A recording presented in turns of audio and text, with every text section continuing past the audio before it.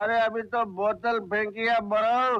तुम लोगों ने गाना बजाना बंद नहीं किया तो सबको उठा के उठाओ हाथ, जरा हम भी देखें इन बाजों में कितना दम है। जिस जमीन पे खतरा नहीं होता हम उस पर कभी कदम नहीं रखते। क्या बोला? कुछ बोला?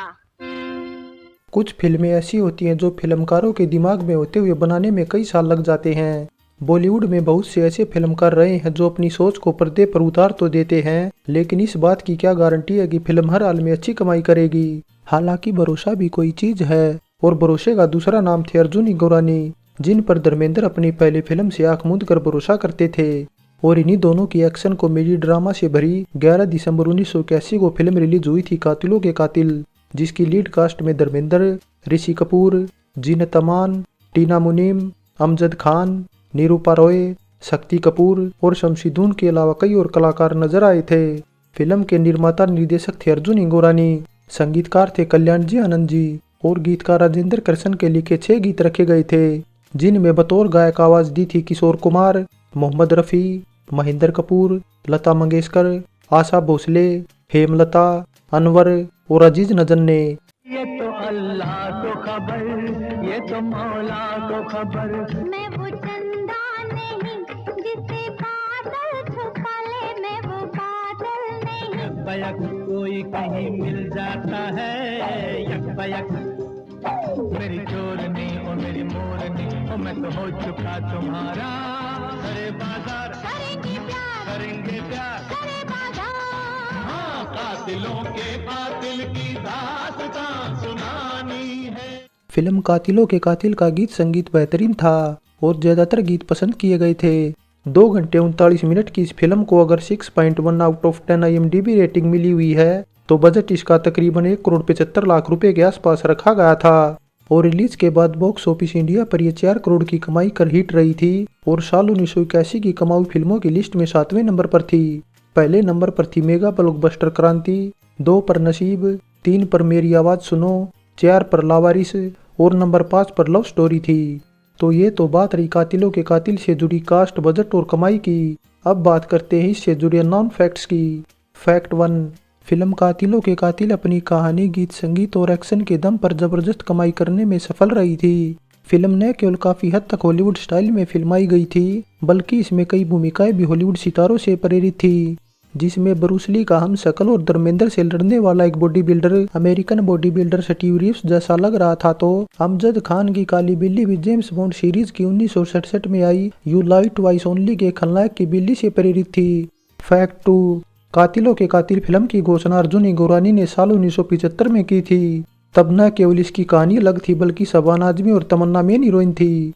तमन्ना की तो ये डेब्यू फिल्म भी होने वाली थी, लेकिन धर्मेंद्र उस टाइम दूसरी फिल्मों की शूटिंग में इतने बिजी थे कि अपने फेवरेट फिल्मकार के लिए तारीखें भी नहीं निकाल पाए, जिसके चलते न केवल इसकी शूटिंग रुकी रही बल्कि इसकी जगह अर्जुन ने धर्मेंद्र के साथ खेल खिलाड़ी का को पहले बनाने का फैसला कर लिया, जो साल 1977 में रिलीज हुई थी। लेकिन कातिलों के कातिल की शूटिंग इसके बाद भी शुरू नहीं हो पाई, क्योंकि अर्जुन इसके बाद नए सिरे से कहानी तैयार कराने में जुट गए।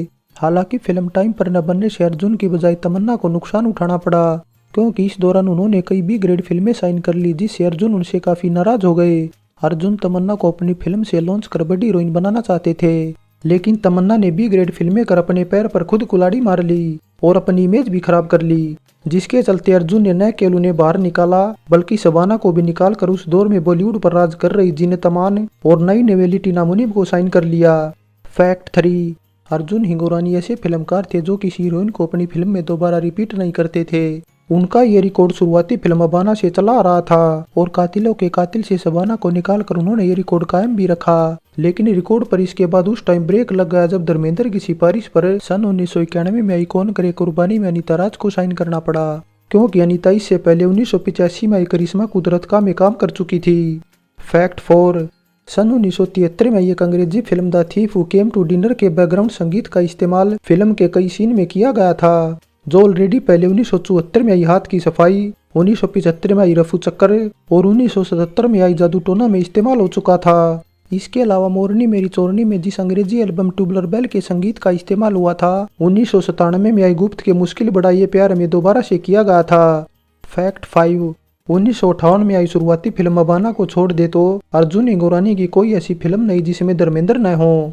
लेकिन ये बात भी सच है कि धर्मेंद्र की 1960 में आई डेब्यू फिल्म दिल भी तेरा हम भी तेरे के निर्देशक अर्जुन इंगोरानी ही थे और इसके बाद उनके करियर में कोई ऐसी फिल्म नहीं बनी जिसके हीरो धर्मेंद्र न हो। दोनों की दोस्ती इतनी गहरी थी कि दिल भी तेरा हम भी तेरा के बाद जब अर्जुन को कोई पूछ नहीं रहा था तो धर्मेंद्र ने 10 सालों बाद कब क्यों और कहां बनाने में उनकी मदद की थी, जो 1970 में रिलीज हुई थी। दोनों की दोस्ती इतनी गहरी थी कि अगर किसी बात को लेकर कहा सुनी होती थी तो शाम तक बुला देते थे। कातिलों के कातिल के सरे बाजार करेंगे प्यार गीत के टाइम भी कुछ ऐसा ही हुआ था। दोनों के बीच कहा सुनी हो गई थी क्योंकि दरअसल गीत के एक सीन में धर्मेंद्र ने लड़की बनने से साफ इनकार कर दिया था, जिसके बाद अर्जुन को उन्हें मनाना पड़ा था। धर्मेंद्र अर्जुन का सबसे बड़ा एहसान अपनी डेब्यू फिल्म दिल भी तेरा हम भी तेरा को मानते थे, जो दरअसल उन्हें अर्जुन की वजह से ही मिली थी। हालांकि कातिलों के कातिल के बाद ये बात भी सच है कि अर्जुन ने धर्मेंद्र के बगैर कौन करे कुर्बानी टाइटल से फिल्म बनाने की घोषणा की थी, जिसमें कुमार गौरव, राजकिरण और ऋतिक अग्निहोत्री नजर आने वाले थे। लेकिन कुछ वजहों से अर्जुन ने इसे ठंडे बस्ते में डालकर करिश्मा कुदरत का और सल्तनत को पहले बनाने का फैसला कर लिया, जो 1985-86 में रिलीज हुई थी। हालांकि कौन करे कुर्बानी को भी जब उन्होंने बनाने का फैसला किया तो धर्मेंद्र ही उनकी पहली पसंद बने, जिनके बगैर वे कोई फिल्म बनाने की सोच भी नहीं सकते थे। फैक्ट 6।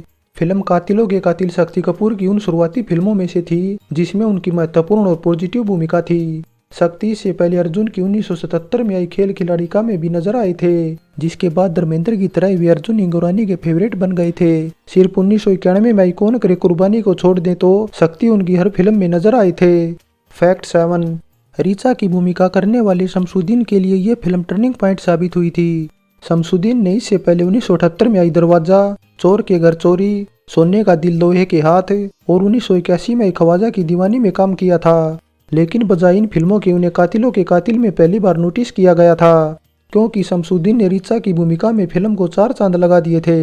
हालांकि उन्हें 1979 में आई जानी दुश्मन के राक्षस से कंपेयर किया जा रहा था।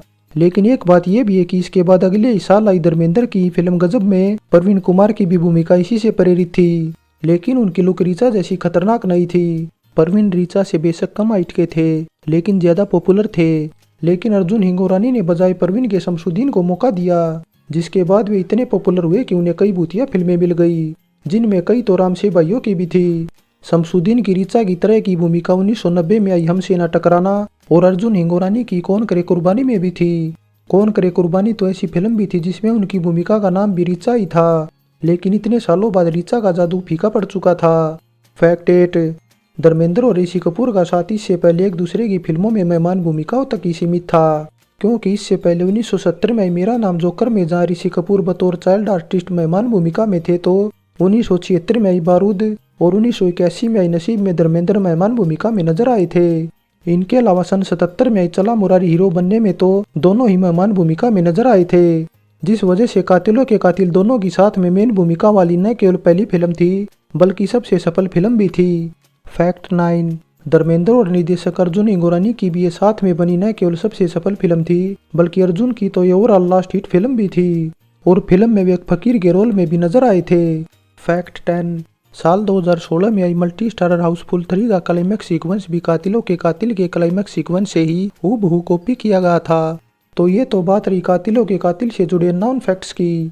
अब बात शूटिंग लोकेशन की करें तो इसकी शूटिंग मुंबई की हाजी अली दरगाह, बांद्रा फोर्ट और ठाणे के वसाई फोर्ट के अलावा कई और इंडोर आउटडोर लोकेशन पर की गई थी।